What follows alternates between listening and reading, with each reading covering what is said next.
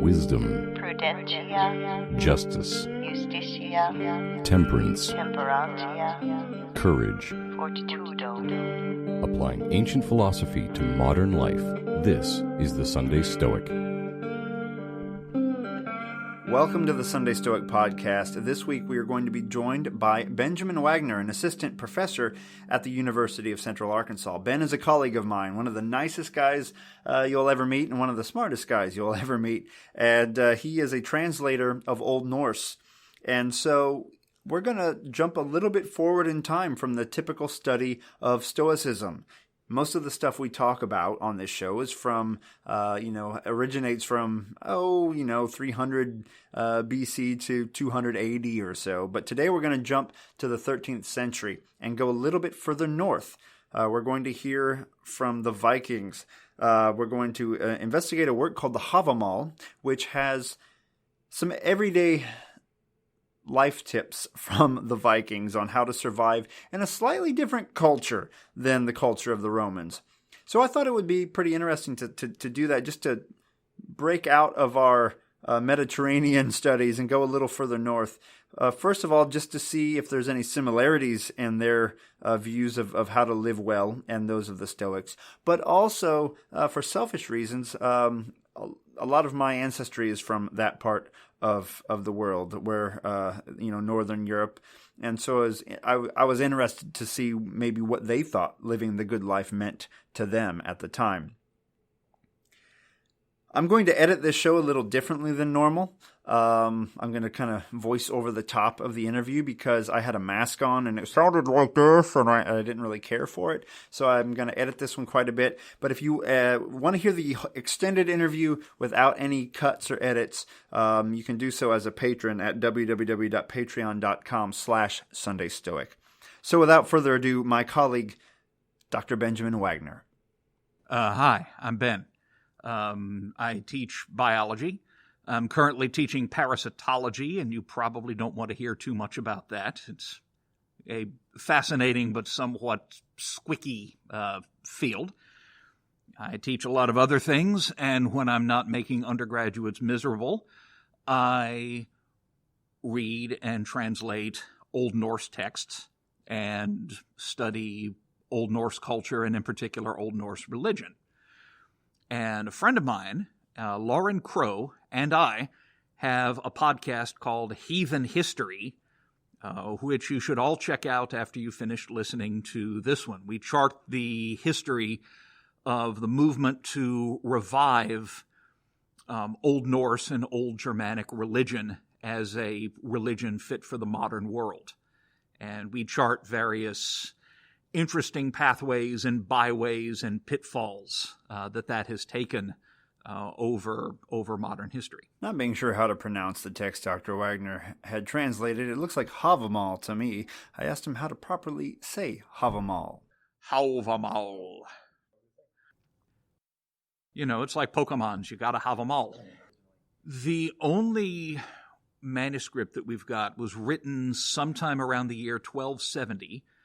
It's a small book of poetry. It's now commonly called the Codex Regius because it was taken to Denmark at a time when Iceland was ruled by Denmark, along with most of Iceland's medieval parchment manuscripts of sagas and things like that.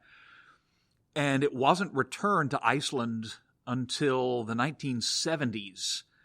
It was actually returned on a Danish warship, and the day that it was brought back to Reykjavik was a national holiday, and most of the country listened to the news on the radio or watched it on TV. Icelanders take this sort of thing quite seriously. What I found really interesting was that Dr. Waggoner had an in-depth knowledge of the culture and the literature of the people of the time in Iceland. They were not an isolated group. Dr. Waggoner goes on to explain that they had works from ultimately from the Buddha, from the Romans, a philosopher by the name of Cato. We're not sure which one at this time, and other sources, the Bible and other things they had translated into Old Norse, and they could then read them, by torchlight or lamplight, and pass on those traditions as well as their own. Let me give you a little historical background first. Iceland gets settled mostly by people from Norway, some of them coming by way of the British Isles, many of them bringing women of Celtic extraction from Ireland and Scotland, some of them probably wanting to come along and some of them not. It was kind of a rough age. They had slavery at the time.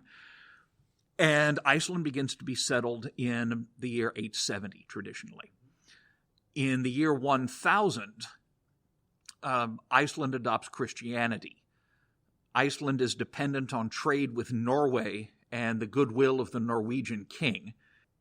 King Olaf the Fat, as he's known, he's also known as Saint Olaf, to some, begins putting pretty severe pressure on the Icelanders to convert in a body to Christianity.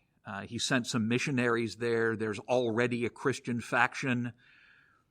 He's keeping hostages from the leading Icelandic families at his court and treating them very well, but, you wouldn't want anything to happen to them, would you? And at the annual lawmaking assembly, the Althing, it actually says a lot about Iceland that the Althing was held in the valley that marks the junction between the North American tectonic plate and the Eurasian plate. That actually explains a lot, that Iceland is actually bisected between two major tectonic plates. Anyway, they put the question to a guy named Þorgeir of Ljósavatn, who is the law speaker, and the question is more than just a philosophical consideration of, whose God is best. Oaths at the time, vows and legal contracts and things like that were sworn according to, pagan rituals. There's a description of a big silver ring that had to be kept in the temple and the oath that the priest had to swear when swearing or witnessing an oath. And if half the population of Iceland believes that the pagan gods are all demons anyway, you can't go on with two systems of law, neither one of which recognizes contracts made by the other. The country would simply fall apart. So they have to decide which way they're all going to go. And Þorgeir wraps himself up in a bull's hide and lies out by a waterfall for a day and a night. Like you do. Hey, don't knock it if you haven't tried it. It seems to have been a means of meditating or gaining inspiration, seeking a vision experience or something like that. Sensory deprivation is basically what he was doing. And when he comes out of it, he says that, okay, we'll allow a few pagan practices. You can still eat horse meat if you want to. You can still expose unwanted babies outside. But we're all going to be Christian. And so everybody pretty much does that. What happened, though, is that in most of Europe, literacy was under the control of Christian priests. Iceland, however, was able to develop this cadre of wealthy people many of whom were technically priests, but never let that get in the way of drinking, fighting, taking concubines, and playing serious power politics. And one of the tools that they used was literacy, was writing sagas and records and things like that for various reasons. And although many of them were technically Christian, they weren't particularly beholden to the institutional church. It would be almost the year 1300, I want to say 1286, before the Roman Church would actually get control of church property. Before that, people, if you wanted a church, you could build it on your land, you could appoint the priest, and you got a share of the tithes that the people brought. So, it was quite lucrative owning a church, like owning a Chick-fil-A franchise back in the day. So that's when the Codex Regius gets written down. It's one of many parchment manuscripts written between roughly 1150 and 1400 that contain the famous sagas, that contain lots of other poetry, and that also, be it said, contain translated manuscripts. Iceland is sometimes treated as if it were some kind of cultural deep freeze that preserved the ancient lore of the Vikings. In fact, Icelanders got around, and they brought books back with them. So there are Old Norse translations of the Bible, of saints' lives, of theological commentaries, of medical and astronomical manuscripts. I actually did a translation of an Old Norse medical manuscript called Old Norse Magical and Herbal Healing, which might be interesting if you want to know 15 different medicinal uses for burdock. And yeah, they were very much a part of medieval book culture. There are translations of the romances of King Arthur and Charlemagne.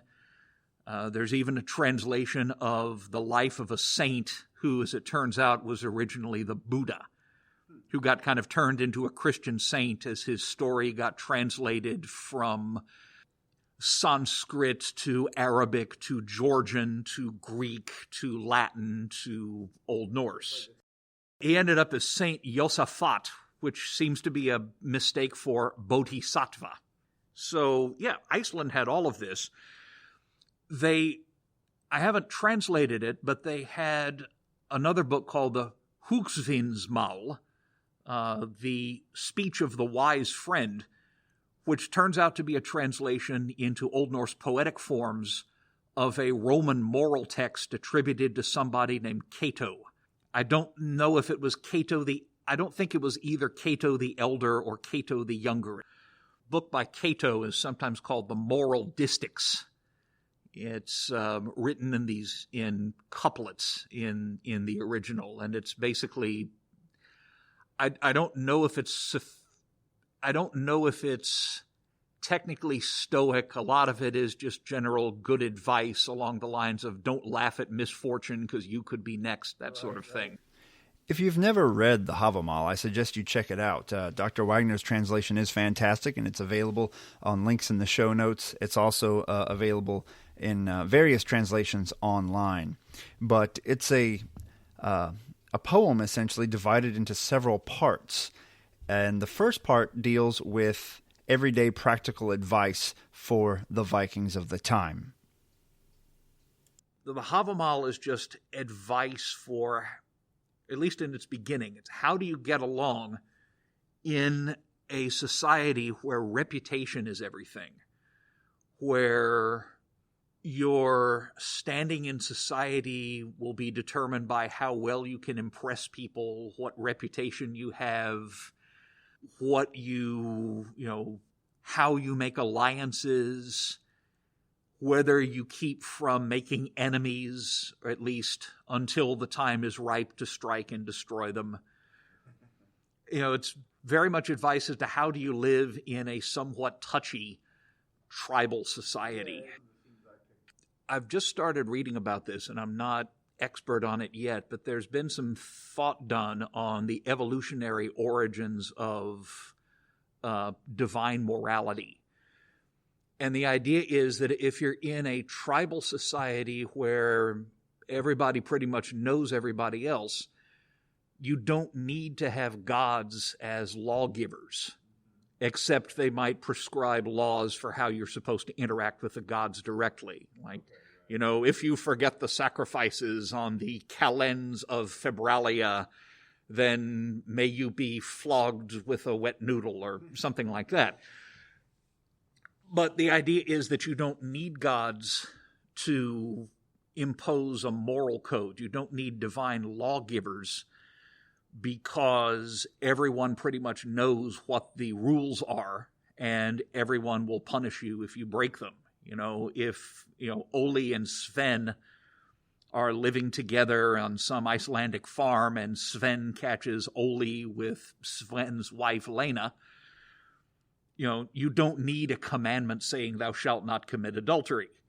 You just need a reminder that if Sven catches you, Sven is bigger than you are and has a very large axe.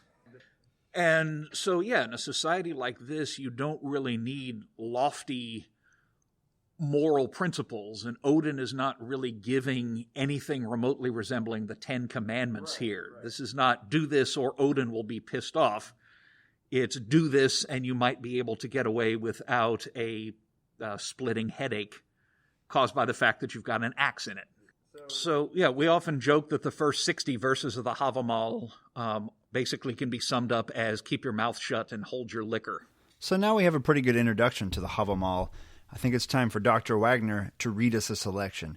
But before we do, remember, if you're a patron, www.patreon.com/SundayStoic, you can hear the extended cut of this interview where you'll learn about how Odin may have released some of the mead of poetry out of an unknown orifice and gave rise to bad poetry, and other exciting facts like that that you can only hear on Patreon.com. Yeah, mind if I read some of this from my translation? Yes. A man bears no better burden on the road than plenty of common sense. It seems better than wealth in an unfamiliar place. Such a thing as support for a poor man. A man bears no better burden on the road than plenty of common sense. He carries no worse provisions in open country than too much ale to drink. Ale is not as good as they say it is for the sons of mankind, because the man who drinks more understands less how to keep control of himself. So, here we go. A fool gawks when he comes on a friendly visit. He mutters to himself, or shuts up. All at once, if he gets a drink, the man's mind is exposed. There's a story from one of the old sagas about a semi-legendary Viking band called the Yomzvikings, because they seem to have had a base at a place called Yom, which would be in present-day Poland. And everybody's at a feast, everybody gets drunk, and somebody vows a great and mighty oath along the lines of, within 3 years I will have killed, I forget who it was, I will have killed such and such a king, and I'll have his daughter in bed. And the next guy steps up and says, well, I'll make a vow, and it's no less than that. I'm gonna... They start trying to top each other, and in the morning, they're all hungover, and they realize that they've basically just declared war. Like, oh, what are we going to do now? And, of course, there's no way out of it, because kind of the intermediate stage between a god as, just a tribal god and a big god, a big divine lawgiver, is the idea that the gods don't care about what you do unless it affects them, but you can make something affect them by swearing an oath, by calling the gods to witness and saying, okay, gods, maybe, you don't particularly care about Sven and Ole and Lena, but I'm calling on you to witness that I am Sven and I'm going to have Lena and kill Ole within a year or else. And that brings the gods in to make you their enforcers. So you really can't get out of an oath without serious damage to your reputation. This is very much, we talk about the difference between a shame culture and a guilt culture. Guilt is internal. It's what you feel when you've broken one of the rules, even if, or especially if nobody was watching. Wait, didn't you say you were raised Catholic? I was. Okay. Yeah. Did you go to what's that church, Our Lady of Perpetual Guilt? Yeah. Shame cultures don't so much care about that. What they care about is reputation. So if nobody saw you do it, it's not a big deal. If you are publicly seen to be a coward or to go back on your word or something like that, that's what lowers your standing tremendously. That might get you called what the Norse referred to as a neithing. A neithing, hard to translate. Contemptible wretch comes fairly close.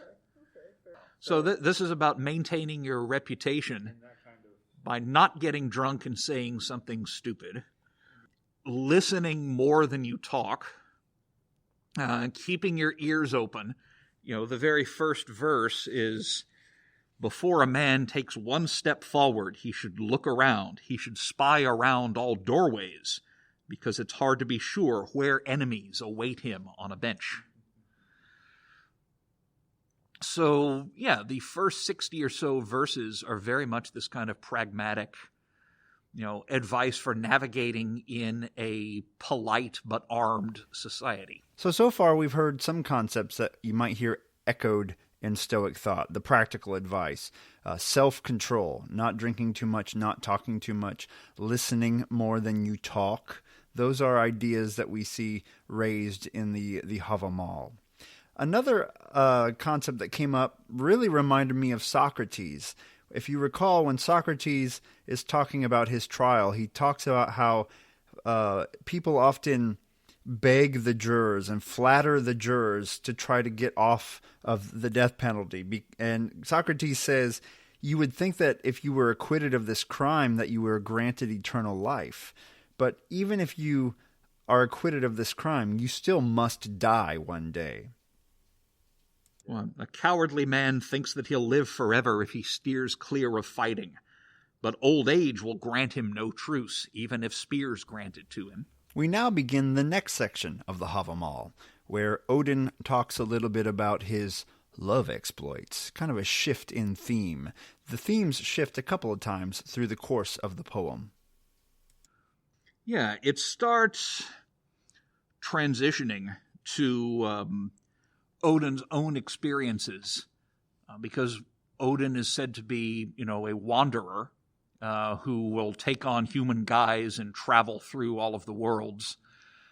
The way he's described when he's doing this is reminiscent, oddly, of Gandalf, and there's a reason for that. Tolkien was fluent in Old Norse as well as Old English, and read the sagas and borrowed all kinds of things from them. Everything from the Aragorn's broken sword to mysterious old man with a beard and a droopy hat wandering around bothering people and then being on his way. That's straight out of Norse mythology. Heck, the Rohirrim borrowed a lot from Anglo-Saxon poetry. There's a lament. It's, where now is the horse and the rider? Where is the horn that was blowing? It's in the Two Towers somewhere, and it's a pretty near steal from an Old English poem called The Wanderer. But, he starts getting... Hávamál means speech of the High One, and speech of Háir, H-A with an accent over it, R, Háir, means the High One. And we don't find out until close to the end that it's actually Odin speaking. He starts talking about his own experiences round about verse 80. And he starts talking about runes.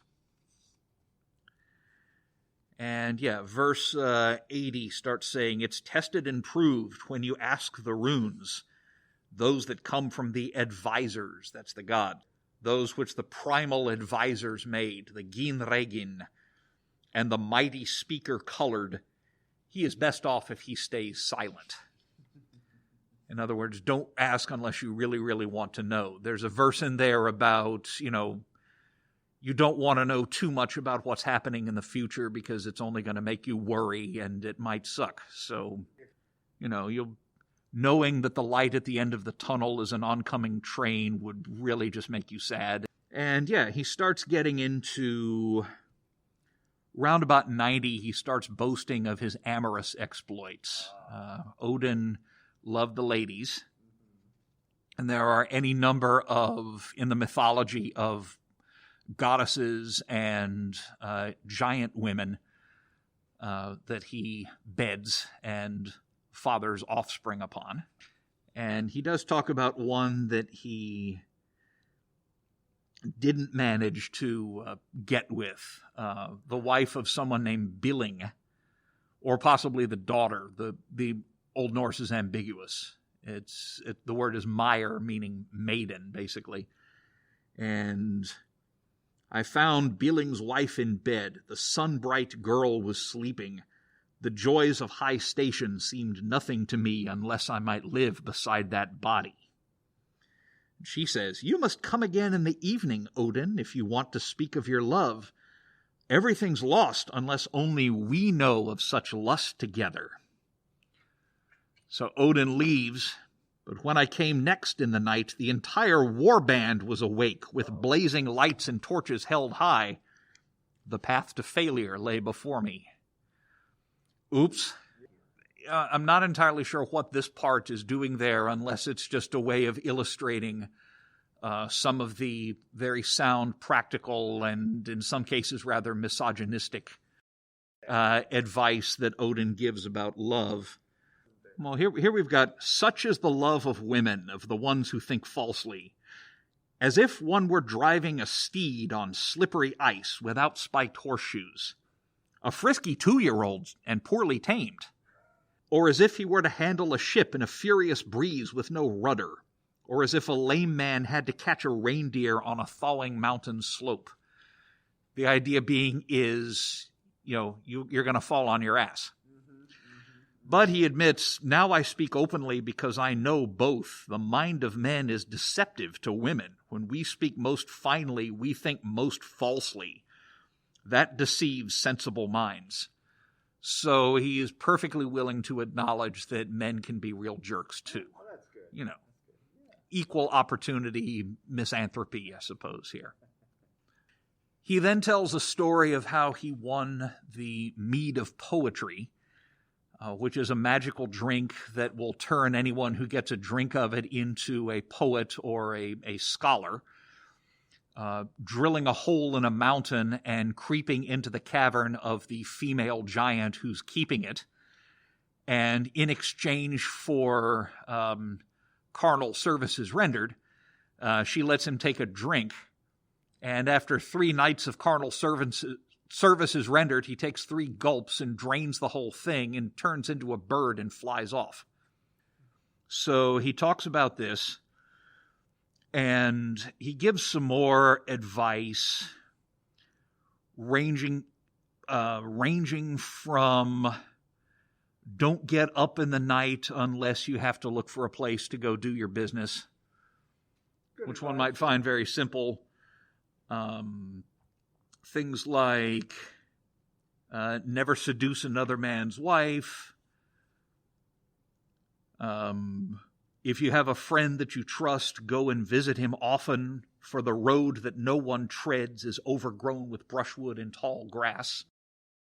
Maintain your friendships, maintain your giving relationships, because the way you solidified friendships and alliances was by giving and receiving gifts. They call it the gifting Another cycle. Theme that runs throughout the Hávamál is the idea of hospitality. I don't know if any of you had old world grandparents. I know I have a grandma from Europe, and hospitality was a big deal for her. Whenever someone comes over, you get out a bottle of wine, you get out cookies, you feed them well, you take care of them. And apparently that was a very common theme in Iceland at the time as well. Obligation to hospitality is very much a thing in, Old Norse culture. It's shameful if you don't offer the best that you've got.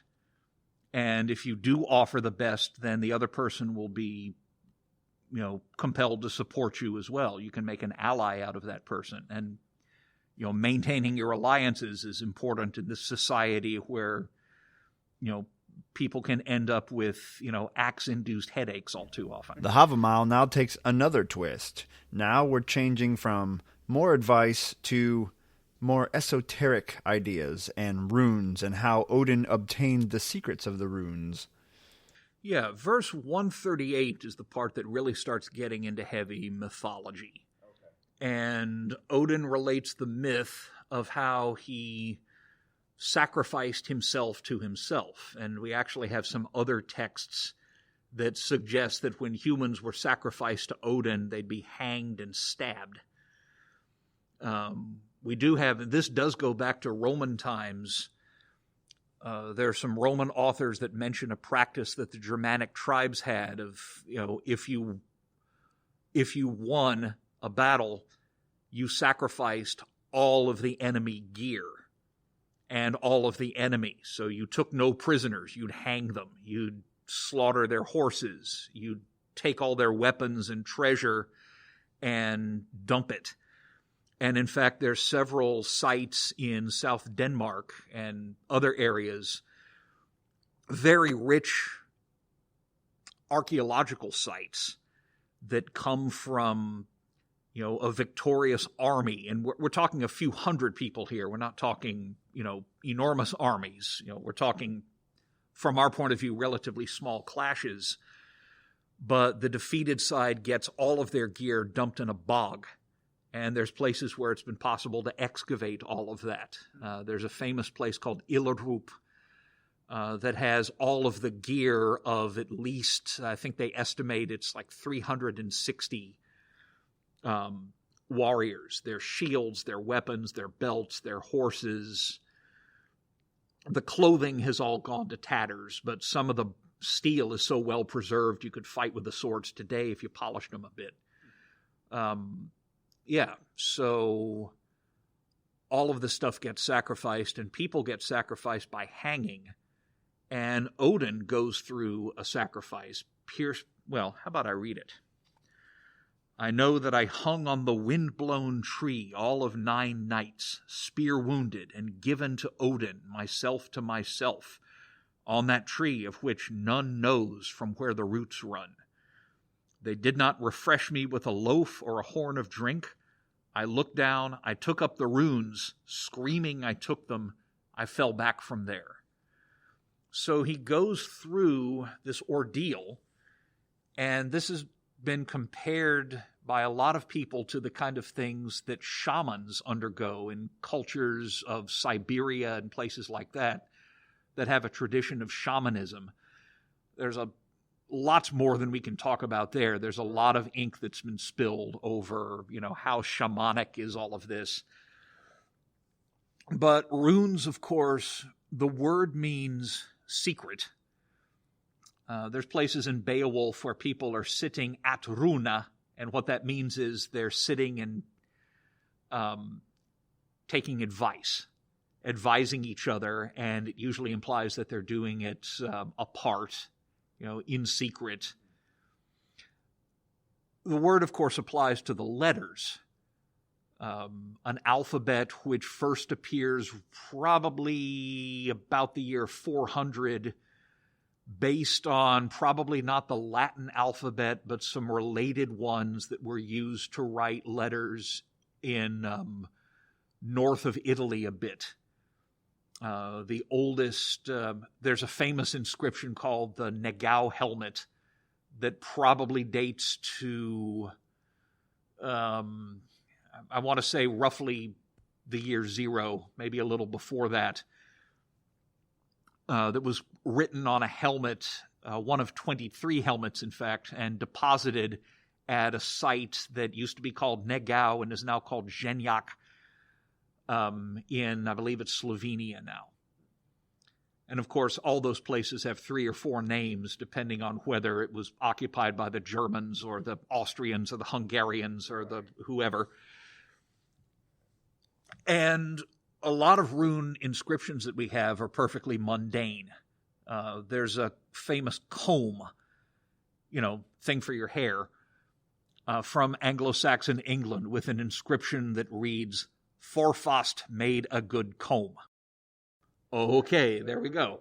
There's personal names and things like that. Some of those weapons from Illerrup have Wagnio written on it, and it's thought he was either the warrior or more probably like the armorer. Oh, some of those swords from Illerrup the blades were actually Roman make. They've got inlays of Mars. They found a metal part of a belt, of a baldric, a sword belt, that says, "May Jupiter best and greatest preserve all fighters." Jupiter Optimus Maximus I'm not going to get the word endings right, omnes militares conservat, something like that. Right. Yeah. And so anyway, you can use the letters for all kinds of perfectly ordinary purposes, but in this case, they're also referring to some sort of power that the runes have that's magical.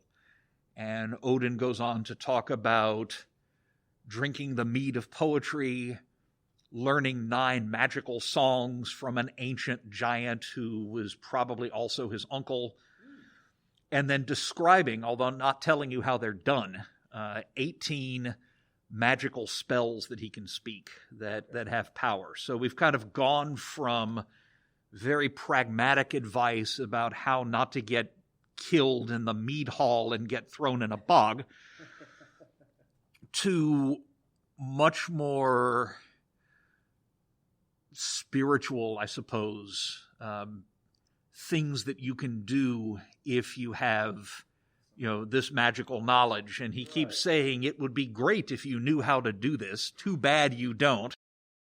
But, where does he say it? Yes, you will lack the song, Lodfafnir.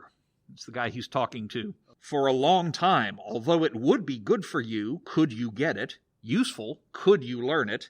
Needful, could you acquire it?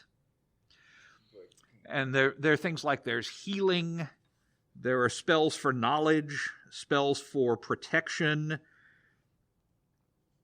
spells for getting girls, because Odin, we're talking about spells for, well, there's some that are sort of more pragmatic because they're spells for averting hatred and slander, spells for breaking fetters and getting free from chains and things like that.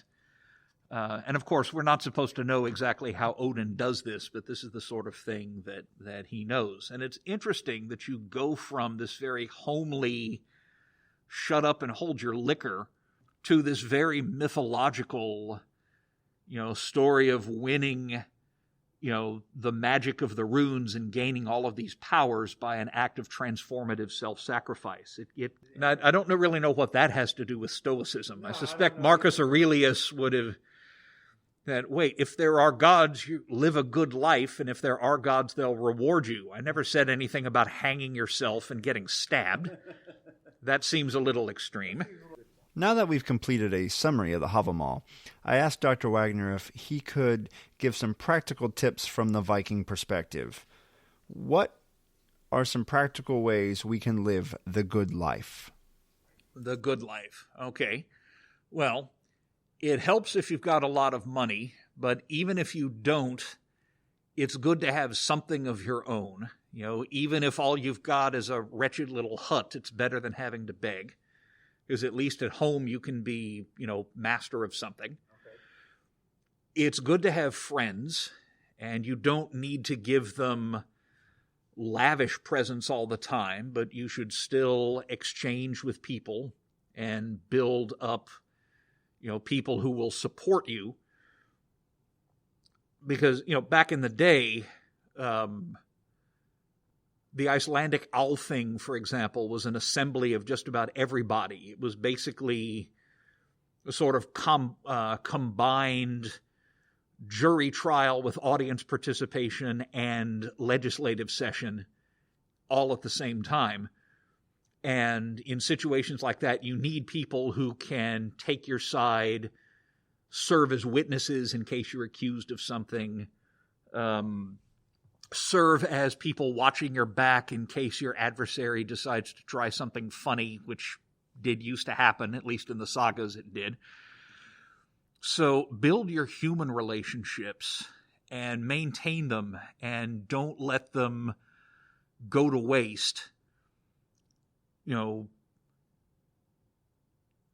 Give things to each other to keep the bond strong. They're very much into giving gifts. That's the way you make alliances. Listen more than you talk. drink if you have to, but nobody's going to care if you slip out before There you you've have gotten some really great snockered. practical advice from this Old Norse poem from the Viking Age. Listen more than you speak. Don't drink too much. Maintain your friendships and your alliances. If you want to find more of Dr. Wagner's books, you can find them on Amazon, or you can order them directly from the publisher, The Troth, and I will put a link to their website in the show description. Before we ended the interview, I asked Dr. Wagner if he could give us some parting words of wisdom. I can't quote the whole thing in Old Norse. It begins, Der fje, der frander, der in selfa sam. Cattle die, relatives die, you yourself die likewise, but glorious reputation never dies for anyone who gets a good one for himself. I'd like to thank Dr. Wagner once again for joining the show and sharing his passion and his in-depth knowledge of this subject. Remember, if you would like to hear the uncut interview with lots more anecdotes, humorous stories, and other lore from Iceland, check it out on www.patreon.com/SundayStoic. And until next time, seize the day.